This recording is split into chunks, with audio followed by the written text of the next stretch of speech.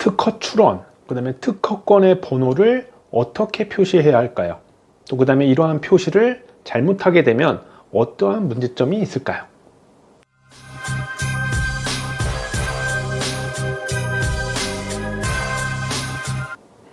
네, 안녕하세요. 윤별TV의 윤영근 변리사입니다. 자, 오늘 설명해 드리려고 하는 거는, 자, 우리가 이제 발명을 하거나, 네, 실용신안, 이런 거 들어보셨죠? 우리가 그런 것들을 보호하는 게 특허법, 또는 실용신안법에서 보호가 되는데, 자, 이걸 이제 보호받기 위해서 특허청에다가 신청하는 거, 출원하는 거를 특허 출원, 또는 실용신안 출원이라고 합니다. 실용신안은 이제 특허보다 낮은 단계의 이제 발명보다 낮은 단계 고안이라고 하거든요.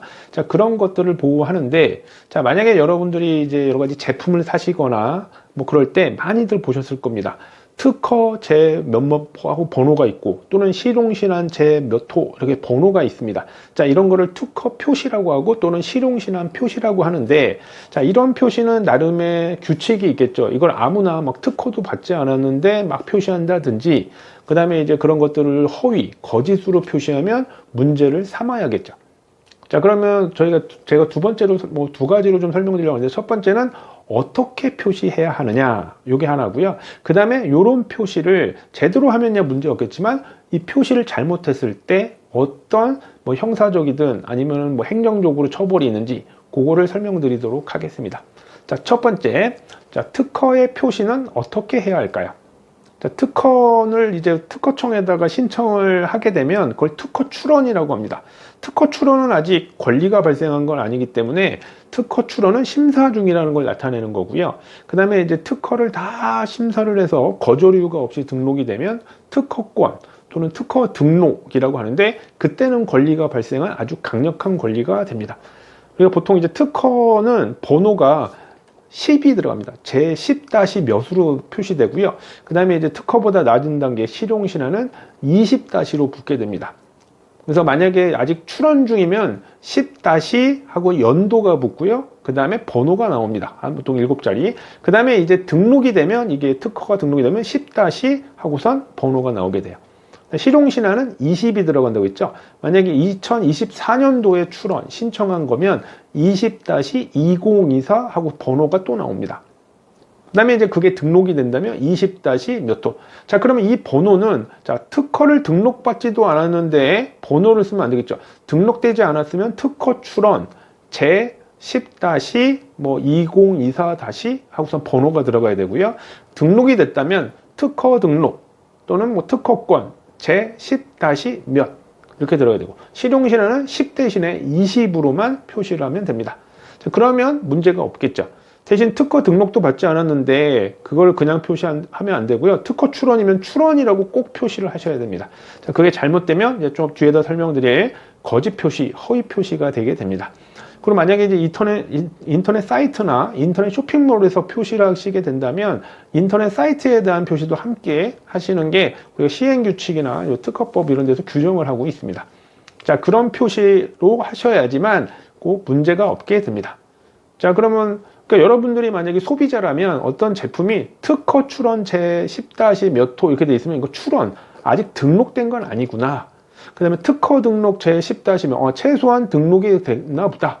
대신 이제 등록됐다고 해서 무조건 좋은 특허냐, 그거는 모릅니다. 그 번호를 가지고 뭐 키프리스라는 사이트가 있는데 거기서 한번 찾아보시는 것도 방법이고요. 특허 등록됐다고 해서 무조건 좋은 거냐, 그건 알 수가 없습니다. 여러 가지 억지로 등록된 경우도 있고 하기 때문에 그렇거든요. 어쨌든 표시는 이제 정확하게 특허 출원, 특허 등록 이런 식으로 표시를 해야 된다. 자, 그러면 지금 말씀드리는 어떤 표시 방법이 있는데, 그걸 만약에 위반을 해서 하면 어떻게 될까요?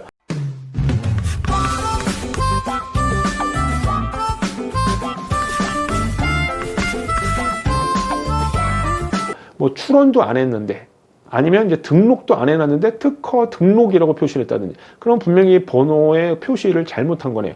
그걸 이제 보통 거짓 표시 또는 허위 표시라고 합니다. 자, 그러면 이런 거는 특허청이 행정청이기 때문에 우리가 기본적으로는 행정적인 처벌을 할 수가 있게 됩니다. 그래서 우리가 특허청 같은데 지식재산권 허위 표시 신고센터가 있게 됩니다. 그쪽으로 그걸 발견하시거나 지금 이게 표시가 잘못된 거다가 분명히 아시게 된다면 글로 신고를 하시는 게 좋고요.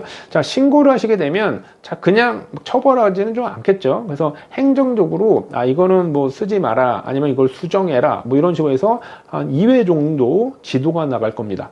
근데 그래도 안 하면 그 지식재산권 허위센터 뭐 그쪽 신고센터에서는 그거를 형사 고소하거나 형사 고발을 하게 되는데, 자, 이런 고발을 하게 될 때, 자, 그러면 처벌이 있겠네요. 자, 그러면 어떤 처벌이 있냐면 좀 강력하게 처벌을 하고 있습니다. 이런 것들은 시장을 교란하기 때문에 특허법 같은 경우에 또 규정을 하고 있고요. 뭐 상표법, 뭐 디자인보호법, 다른 법률에서도 규정하는데, 자, 징역 3년, 그다음에 벌금 3천만 원으로 최대 그렇게 허위 표시, 거짓 표시일 때 제재를 할 수 있는 형사적 처벌이 가능합니다. 자, 그리고 양벌 규정이라는 걸 들어보셨습니까? 이제 어떤 법인의 직원이 또는 제가 개인인데 제가 어떤 대리인이 제가 이런 특허나 실용신안에 관련된 표시를 시키게 하거나 아니면은 직원들이 하거나 대리인들이 만약을 해서 그런 허위 표시, 거짓 표시를 하게 됐다. 그러면 이제 양벌 규정이라고 해서 그거를 한 대리인, 뭐 직원한테도 제재를 가하지만 징역 3년, 벌금 3천만 원이죠. 그런데 우리가 이제 양벌 규정으로 해서 그 법인이나 대리인의 그 위임한 사람이 있었죠. 개인. 이런 사람들한테는 양벌 규정을 하는데, 법인에게는 6천만 원의 벌금 최대입니다. 그 다음에 아까 개인의 경우에는 좀 세게는 안 하고요. 원래 3천만 원이었죠. 3천만 원 이하의 벌금형을 가할 수가 있게 됩니다. 그래서 우리 앞에서 설명드렸던데 첫 번째로 그 특허나 실용신안의 표시를 제대로 표시해야 됩니다. 특허 출원, 특허 등록. 이게 표시를 제대로 해야 되고요. 그 다음에 이 표시를 잘못하면 행정적으로 뭐 신고를 받게 되면 행정적으로 지도가 내려오고, 그렇지 않고 계속하게 되면 형사적 처벌을 받을 수 있다는 것. 반대로 여러분들이 어떤 제품을 구하시거나 그럴 때 특허 출원 제 몇 호, 특허 등록 제 몇 호, 이런 게 있으면 이게 특허와 관련된 표시구나. 근데 이게 잘못된 거네? 신고하실 수 있습니다. 자, 그런 것들 필요하다면 정확하게 뭐 그런 내용들을 신고하실 수도 있고요. 잘 모르겠다면 자, 윤영건 변리사 저한테 문의 주시면 답변 드리고 그런 것들을 도와드리도록 하겠습니다. 자, 오늘은 특허와 실용신안의 표시에 대한 거, 그 다음에 표시를 잘못한 경우에 행정적인 또 그다음에 형사적인 처벌에 관련된 것을 설명드렸습니다.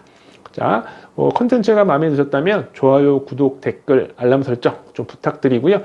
그런 걸 해주시면 또 다음 컨텐츠 만들 때 많은 도움이 될 것 같습니다. 자, 오늘은 이 정도로 설명드리고요. 다음엔 다른 컨텐츠로 또 찾아뵙도록 하겠습니다. 윤별TV의 윤영근 변리사였습니다. 반갑습니다.